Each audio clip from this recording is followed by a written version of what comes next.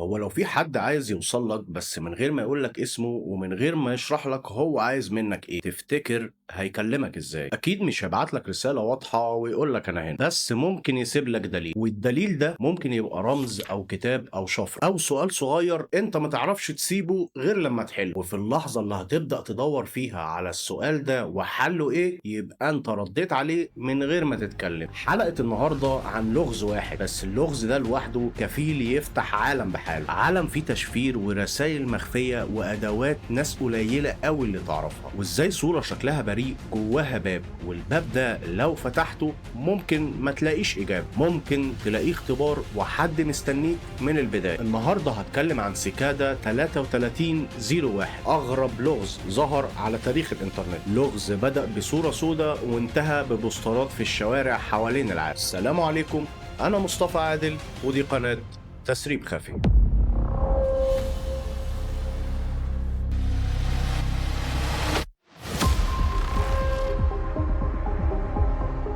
تخيل تفتح الإنترنت بالليل تلاقي صورة سوداء، مش فيديو ولا هي إعلان، وأصلا الصورة دي ملهاش صاحب، مجرد كلام أبيض مكتوب على خلفية سوداء. إحنا بندور على أشخاص أذكياء جدا، وعشان نلاقيهم عملنا اختبار. في رسالة مخفية جوه الصورة دي، حاول تلاقيها وهدلك على طريقنا. وفي الآخر توقيع واحد بس، 3301. في الأول الناس افتكرتها هزار، لكن بعد ساعات اللغز خرج من الصورة، وبعد أيام خرج من الإنترنت كله. أرقام وشفرات وكتب قديمة، مكالمات تليفون ورسائل مخفية، وفي الآخر إحداثيات لأماكن حقيقية حوالين العالم على الجي بي إس. والناس لما نزلت الشارع تدور على الأماكن دي على الجي بي إس لقوا بوسترات محطوطة، والبوسترات دي عليها QR كود ورمز حشرة شكله غريب جدا. والأغرب الرسالة اللي موجودة عليه: نحن نريد الأوائل لا التابعين. ومن هنا السؤال اتغير، من مين عمل الألغاز دي لمين بيدور على العقول دي وعايز منها ايه. احيانا اللغز ممكن ما يبقاش سؤال لكن يبقى طعم، وبمجرد ما تبلعه تكتشف ان اللعبة اللي انت فيها دي كانت شايفاك قبل ما انت تشوفها. خلينا نرجع للبداية الرسمية اللي ظهر فيها البوست ده، كان يوم 4 يناير سنة 2012 على موقع 4chan.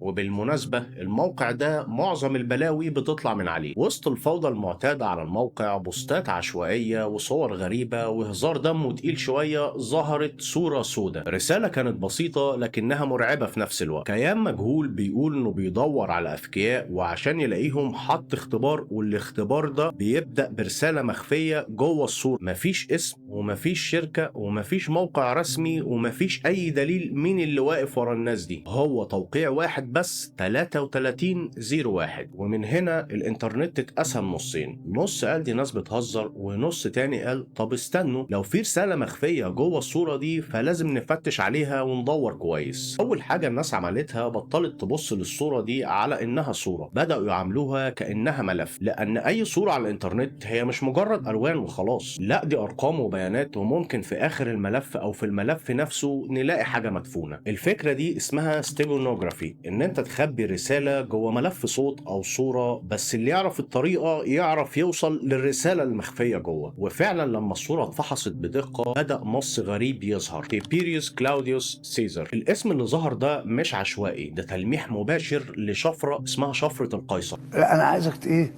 تشعبول لي العمليه شويه يعني. يعني بدل ما الحرف يفضل زي ما هو، بيتزحزح عدد خطوات معينة في الحروف الأبجدية. يعني أنت مثلا لو عندك حرف إيه ومطلوب منك تعمل إزاحة 3، يعني حرف الإيه هيبقى حرف الدي، وهكذا. عيش يا باشا براحتك. طب السؤال هنا، هم يعرفوا الإزاحة المطلوبة هنا منين؟ الإشارة هنا كانت ذكية، لأن كلاوديوس كان الإمبراطور الرابع في عصره، فلما الناس فكرت شوية عرفوا إن الإزاحة المطلوبة هنا هي 4. وبالفعل الناس فكوا الشفرة بالطريقة دي، ولما فكوا الشفرة لقوا انه طلع لهم رابط، والرابط ده دخلهم على صورة تانية. الصورة دي كانت صورة بطة. صورة البطة دي شكلها كده كانت بتضحك عليهم، لأنها كان معاها رسالة بتقول: وقعتوا في الفخ، واضح انكم مش عارفين تطلعوا الرسالة. ناس كتير افتكرت ان ده هزار وقالت خلاص واحد وخدناه على قد عقلنا، لكن الجملة نفسها كان فيها تلميح صغير وذكي ورسالة مخفية، كلمتين مستخبيين: جس واوت.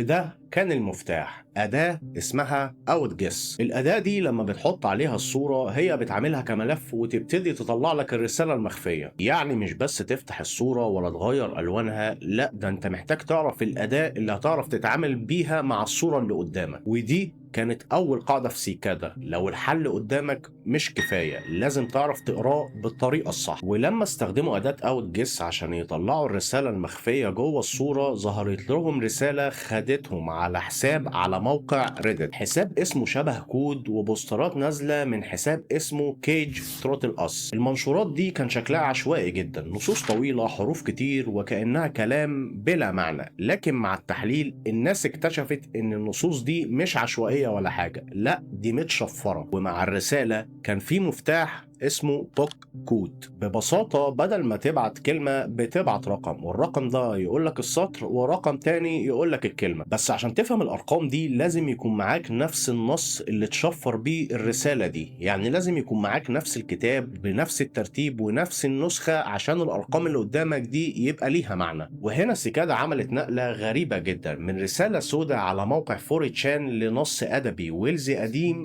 The Lady of the Fountain من مجموعة اسمها The Mapinogen. يعني اللغز خرج من التقنية ودخل في الأدب والتاريخ. وهنا بدأت طبيعة سيكادا تظهر أكتر. هم بس مش عايزين ناس شاطرين في البرمجة وخلاص، هم عايزين ناس يكونوا مثقفين وعارفين التاريخ وعارفين في الأدب، وأهم حاجة يكون عندهم قوة ملاحظة، وفوق ده كله يكون عندهم صبر وطولة بال إن هم يفضلوا ورا أي حاجة لحد ما يحلوها. وبعد ما حلوا الشفرة اللي ظهرت بالبوك كود لقوا رقم تليفون ظهر لهم، والرقم ده كان في أمريكا في ولاية تكساس. تخيل اللحظة دي، انت بدأت بصورة سوداء على موقع 4chan واخيرا بتتصل برقم حقيقي وهتكلم حد. ولما الناس اتصلت سمعوا رسالة مسجلة، والرسالة دي كانت غريبة شوية. رسالة بتقول لهم لقد وصلتم بعيدا، هناك 3 أرقام أولية مرتبطة بالصورة الأصلية، واحد منها هو 3301. اعثروا على الرقمين الآخرين واضربوا ال3 في بعض وأضيفوا .com لتجدوا الخطوة التالية. وهنا الموضوع بقى مخيف أكتر، لأن الرسالة مش بس لغز، لا ده رد يعرفك إن في حد بيراقبك ويتابعك وعارف أنت وصلت لأنهي مرحلة. الأرقام الأولية دي هي الأرقام اللي ما بتقبلش الاسم غير على نفسها أو على واحد.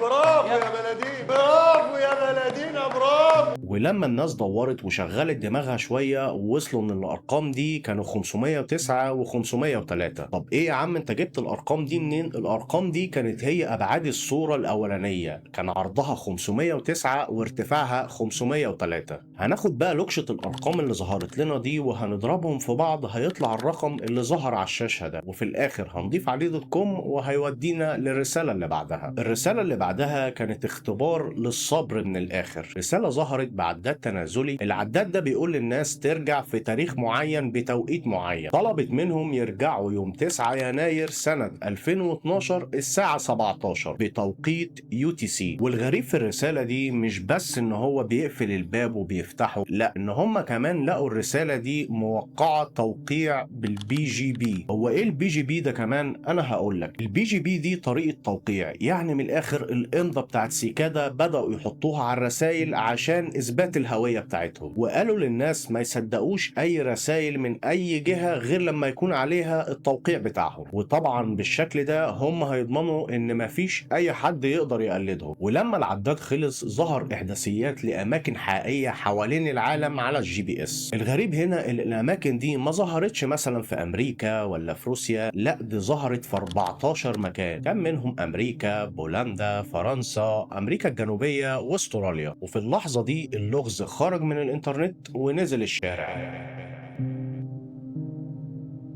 الناس نزلت وراحت للأماكن دي وقعدت تدور على أي رسالة لحد ما لقوا ورقة مطبوع عليها QR كود ورمز حشرة الزيز اللي هو الرمز بتاع سيكادا. وهنا السؤال بقى أكبر من الحل بكتير، هو مين عنده القدرة إن هو يحط أدلة مادية في مختلف دول العالم؟ ومين حضر ده كله وكان واثق إن في ناس هتوصل للحظة دي؟ ولما الناس عملت سكان للQR كود وصلوا لرسالة تانية. الرسالة دي كانت بنفس الرمز ونفس ونفس التوقيع ونفس الحشرة بتاعت سيكادا. واحدة من الرسائل دي كانت بتلمح لموسوعة بريتانيكا، وواحدة تانية كانت بتلمح لقصيدة غريبة شوية ومخيفة حبتين اسمها أجربة A Book of the Dead. القصيدة دي مشهورة بفكرة مرعبة شوية، معمولة عشان تتقري مرة واحدة وبعد كده تختفي تماما. ولما الناس حلت الرسالة بتاعة القصيدة ودتهم لموقع اسمه اونيون، والموقع ده على متصفح طور، يعني حمد لله على السلامة، أهلا بيك في الدارك ويب. وهنا ظهرت واحدة من أهم رسائل سيكادا: لقد شاركتم الكثير حتى الآن، نحن نريد الأفضل للتابعين، الأوائل فقط هم من سيحصلون على الجائزة. الجملة دي كانت هي قلب سيكادا. هم مش عايزين جمهور بيتفرج ولا ناس مستنية الحل يتسرب، هم عايزين ناس أذكياء ويكونوا مثقفين ويقدروا يمشوا في الضلمة من غير ما حد يمسك إيديهم. بعد المرحلة دي الكلام بقى أخطر، لأن الناس اللي وصلت هم طلبوا منهم يسيبوا إيميلاتهم وهم هيرجعوا يكلموهم تاني. يعني الكلام اللي عايز أقوله إن الكلام اللي إحنا هنتكلم فيه دلوقتي هو مش موثق بنفس قوة المرحلة الأولى واللي حصل فيها. في ناس قالت إن هم اتسألوا عن التشفير وعن الرقابة وعن حرية المعلومات وإن الإنترنت لازم يفضل حر. طب هل لما سيكادا خلاص وصلوا للناس اللي هم عايزينهم وكمان خدوا إيميلاتهم تفتكروا الموضوع انتهى؟ اختيار اسم سيكادا كان ذكي جدا للمنظمة دي. سيكادا هي حشرة الزيز، والحشرة دي هي بتعيش سنين طويلة لكن تحت الأرض، بتفضل عايشة ومرة واحدة بتطلع على السطح وتظهر وبعد كده ترجع وتختفي تاني من غير أي أثر. لذلك سيكادا فضلت مختفية حوالي سنة ورجعت في 2013 غالبا في نفس التوقيت، نفس التوقيع ونفس الفكرة، بس المرة دي اختبارات جديدة وناس جديدة. بس الرجوع المرة دي كان ليه معنى، لأن هم لقوا إن التقليد بدأ يملى الإنترنت وناس كتير كانت بتنتحل شخصيتهم. هم رجعوا عشان يأكدوا تاني إن هم ما يثقوش في أي رسالة مش معمولة بالختم بتاعهم، ورجعوا اختفوا تاني. بس هل القصة انتهت؟ طبعا سيكادا ما بتنتهيش. رجعوا ظهروا تاني في 2014، بس المرة دي كانوا مقررين إن هم هيسيبوا لغز هيفضل عايش في ذاكرة الناس لسنين جاية. امال ازاي بس؟ ما انا هقول لك ازاي. المرحلة الأخيرة دي كان اسمها ليبر برايمس، الكتاب الأول. كتاب مشفر برموز غريبة، والرموز دي شبه الرونز. في صفحات منها اتفكت وصفحات لسه لحد النهاردة واقفة بتتحدى الناس بسكوتها. سنين من المحاولات ومجتمعات كاملة كانت بتحاول تلاقي النمط أو الحروف المكررة عشان توصل للمفتاح اللي يحل الصفحات دي، وبعد كده اختفت تاني. كانت دايما بتحذر إن هم ما يثقوش في الرسائل من أي حد غير الرسائل اللي بتبقى مشفرة منهم، تكون ممضية بالBGB بتاعهم. وده زود الغموض أكتر والنظريات اللي حوالين المنظمة دي، لأن لما كيان مجهول يحمي نفسه من كيانات تانية يبقى أنت قدام حاجة ما بتهزرش، حاجة عندها نظام وسمعة هي عايزة تحافظ عليها. ومن هنا الإنترنت بدأ يسأل السؤال الكبير: مين دول؟ هل دي منظمة سرية، ولا ده كان اختبار تجنيد سري، ولا مجموعة هاكرز، ولا تبع CIA، ولا ناسا، ولا MI6؟ محدش عارف، ونظريات لحد النهاردة محدش عارف يثبت منها حاجة. بس اللي أنا شايفه أقرب شوية للحقيقة إن دول مجموعة عباقرة وحاولوا يعملوا أذكى وأصعب وأعقد لغز على تاريخ الإنترنت. بس أقوى نظرية عند الناس إن الناس كانت بتقول إن ده اختبار تجنيد بس اتعمل بشكل سري، اختبار معمول مش بإعلان ولا هات الCV بتاعك وكام يوم وهنكلمك، لا، ده اختبار للعقل نفسه. هل تعرف تشفر؟ هل تعرف تفك التشفير؟ طب هل عندك صبر؟ طب هل تعرف تسبق الزحمة وتشتغل لوحدك؟ اختبار كان معمول عشان يقيس البني آدم قبل ما يجي يتوظف في المكان اللي هو هيتوظف فيه، لأن من الواضح هم مش عايزين ناس عادية وخلاص. بس يظل الكلام ده نظرية ومفيش أي إثبات عليها. في نظرية تانية مختلفة بتقول إن منظمة سيكادا هي مجموعة من الهاكرز ملمومين مع بعض عشان حرية وخصوصية المعلومات. هم شايفين إن التشفير ده يبقى سلاح ضد الرقابة والمراقبة، وخصوصا عشان تحمي معلوماتك. واللي خلى النظرية دي تدور في عقول الناس إن هم الأدوات اللي استخدموها كان فيها شكل من الأشكال دي. يعني الBGB اللي كانت سيكادا عاملاه لنفسها، ومتصفح طور، وموضوع الدارك ويب، والرسائل اللي دايما مخفية، والسؤال اللي كان في الآخر على حرية المعلومات وخصوصيتها، وإن الإنترنت لازم يفضل حر. كل ده خلى في ناس تفكر وتؤمن بالنظرية دي. بس بس مع ذلك مفيش اي حاجة تثبت ان النظرية دي برضه صح. وفي ناس تانية بتقول ان ده عمل فني او تجربة اجتماعية او لعبة واقع بديل كان معمول عشان يختبر الناس هيتنافسوا مع بعض ازاي وهيتعاونوا مع بعض ازاي. لكن النظرية دي برضه يفضل فيها تساؤلات. طب لو كانت لعبة ليه مفيش جهة لحد النهاردة طلعت واعلنت مسؤوليتها؟ وليه مفيش منتج اتباع؟ وليه مفيش شركة طلعت وقالت ان الحملة دي بتاعتنا يا جماعة؟ وده اللي ميز سيكادا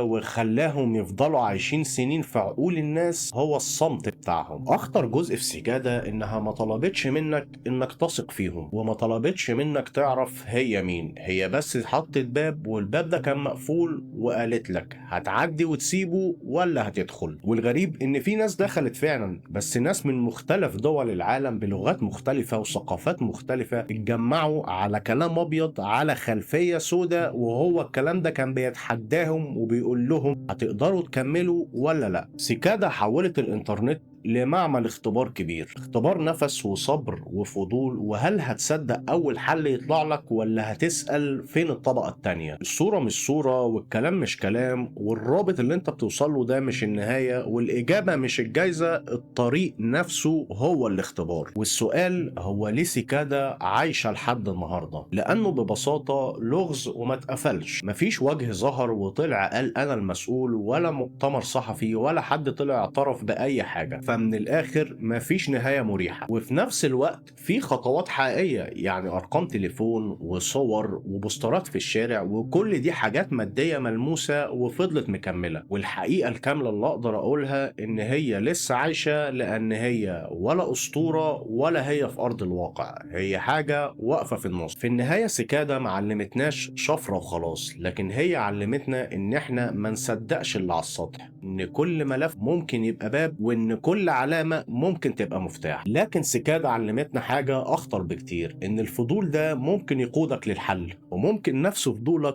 يزقك في مشكلة او يوقعك في فخ. وان الالغاز دي ممكن تكون معمولة عشان تساعدك، واحيانا في الغاز معمولة عشان تختبرك، بس الاخطر ان في الغاز معمولة عشان تختارك. وده كان تسريب خفي. ولو وصلت لاخر الحلقة ما تنساش تعمل لايك للفيديو واشتراك للقناة عشان اللي جاي اخطر بكتير. وفي الاخر اللغز مش لازم يكون سؤال، ممكن يكون طعم. عالم الشفرات الاجابة مش كل حاجة، الوصول للاجابة هو السر الحقيقي. والسؤال دايما في العالم ده مش مين حل اللغز، السؤال مين عمل اللغز ده وعايز من وراه ايه. وطبعا انا عندي سؤال واحد، لو بكرة ظهر قدامك صورة غريبة او رابط ملوش صاحب، هتسأل نفسك احله ازاي ولا مين عايزني احله؟